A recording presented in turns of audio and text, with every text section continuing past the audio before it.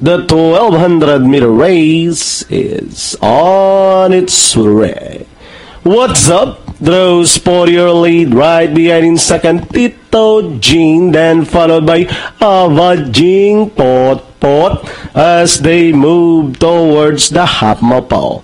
What's up? In command by 3/4 of a length cover, Tito Jean. Avajing Pot is racing in third, followed by Spectrum. Then comes Dream Lover.